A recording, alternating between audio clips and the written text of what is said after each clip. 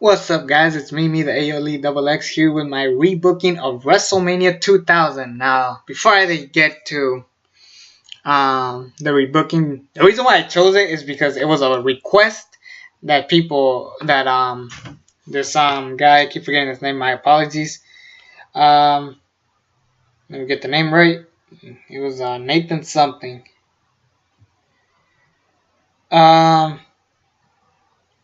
It was Nathan Derman. Yes, I keep forgetting your name. My apologies. But yeah, he kept requesting that I rebook WrestleMania 2000, and I tried.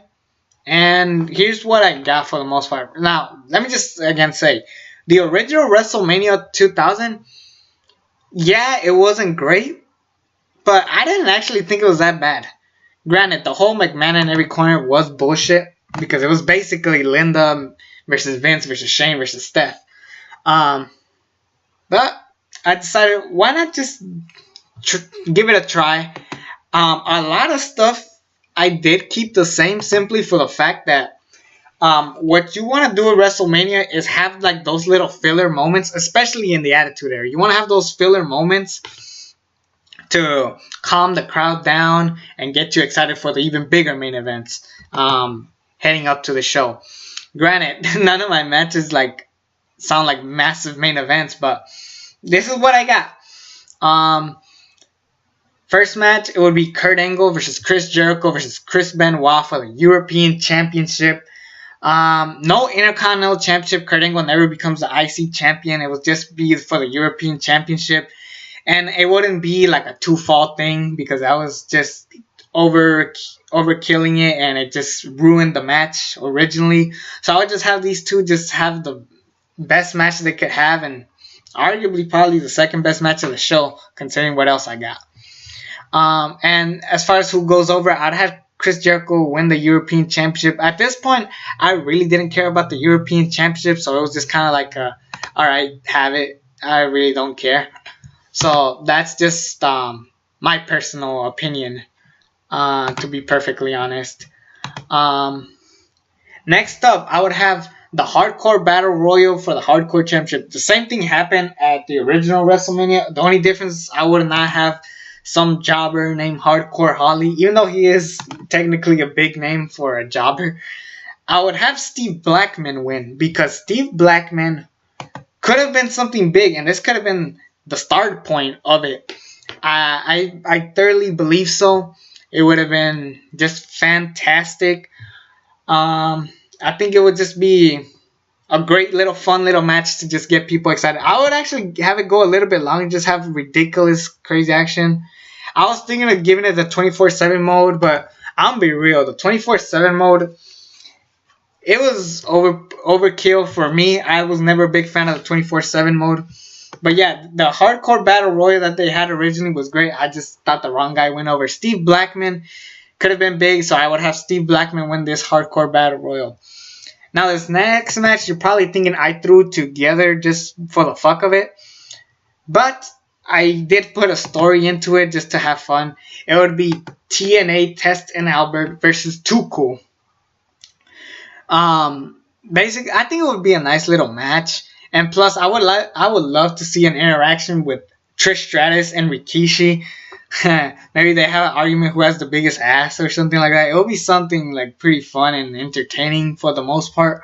Again, it was a really hard WrestleMania to rebook, but this would just be like a little fun match, and I would obviously have Test and Albert win because, yay heels. Because again, Test was eventually gonna be something big. Sadly, that never happened. And they tried so hard with the guy. I feel bad for him. Rest in peace again. He could have been a legend. I don't know why he isn't in the Hall of Fame. I think he failed a drug test again, like most of these people. I don't know what grudge he has with the WWF, granted, other than going to TNA. So, I don't know. Regardless of that, it's just like my personal opinion. If he did pull a Benoit, then obviously fuck him. But yeah. Yeah, that would be it. I don't know why I keep doing that. The Dudley Boyz, Hardy Boyz, Edge and Christian, WWF Tag Team Championships in a ladder match. Edge and Christian winning this one was the perfect choice, but obviously at SummerSlam and at WrestleMania 17, different people should have gone over. Actually, if anything, I actually would have had the Dudleyz win this match, Hardyz win at SummerSlam, and then Edge and Christian finally get the big victory at WrestleMania 17. So honestly, I would change it up a bit. Dudleyz go over, yay us, Dudleyz all the way, because Dudleyz were over as shit. Let's go, Dudley boys, let's go, yeah. And easily this would be the match of the night. This was the original match of the night for me. Next up, Terri Runnels versus the Cat in a Catfight. Just because. And plus, we have the Cat show her ass. You know, it might be perverted for me to say, but I know we live in a political society where we can't say stuff like this, but this was the Attitude Era, so I care less. But yeah, I think this would be a great, just a good filler match. I mean, the people just lost their breath after watching just an epic ladder match, one of the greatest ladder matches of all time. So, there's that. Next up, Eddie Guerrero versus Chyna for the Intercontinental Championship. Basically, the story here would be Eddie Guerrero. It'll be similar to the whole Eddie and Chyna chemistry that happened in 2000. Basically, Eddie Guerrero gets a chance to fight Chyna for the Intercontinental Championship. He starts having a crush on her. And the Radicals, I believe they were still around here. Like, they had Dean Malenko and those guys. I'm pretty sure the Radicals were around this time. So Eddie Guerrero's like, you guys are crazy. This woman is beautiful and this and that. And, you know, eventually I would have...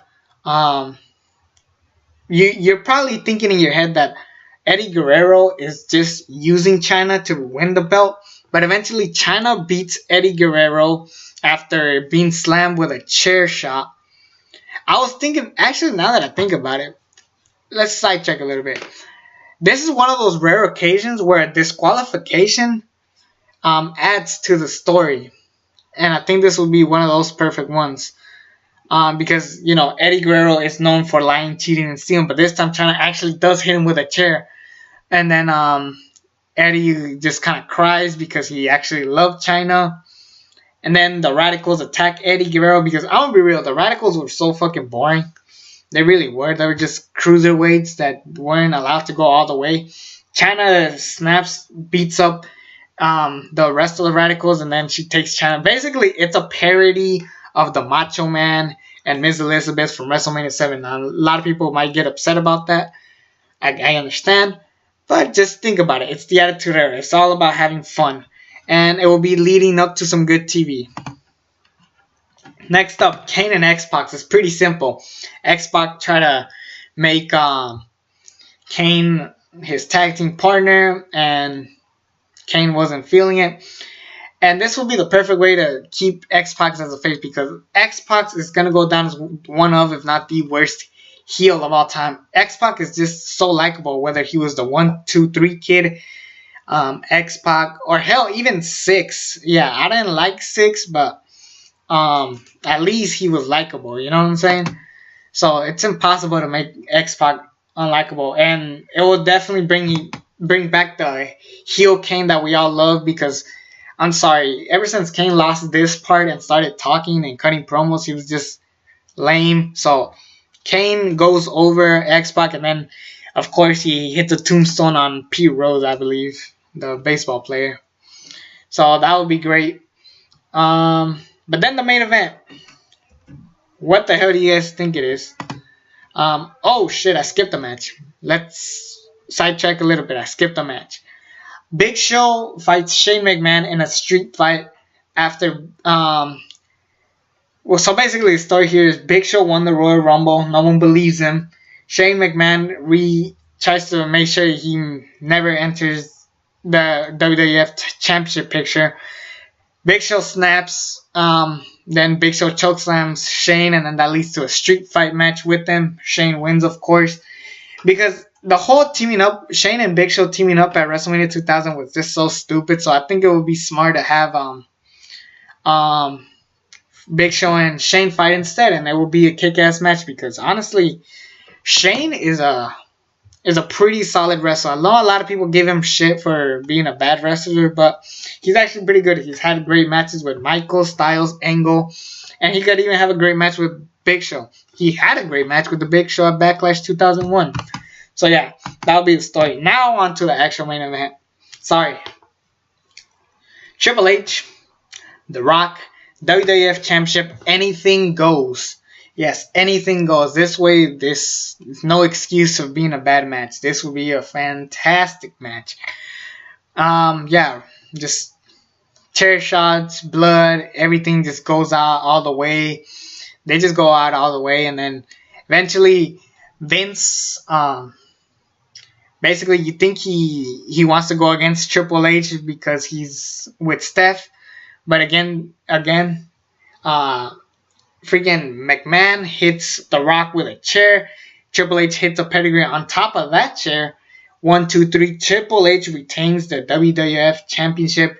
Then McMahon and Triple H hug it out. Then The Rock loses his shit, and then he hits a rock bottom to everybody, including Stephanie McMahon. Then he hits the people's elbow to Vince McMahon, and that's how you close WrestleMania. Because it's rare to see WrestleManias end on a cliffhanger. And I didn't put Mick Foley because once he retired, I think that was his perfect way to retire. Honestly, I wouldn't have picked a different way to retire Mick Foley than what happened. So that's my card of WrestleMania 2000. I know it wasn't the cleverest. I know there's a lot of stuff that is similar, just tweaked up. But yeah, that's personally my way of booking WrestleMania 2000. It's a really hard card to book, especially without Stone Cold.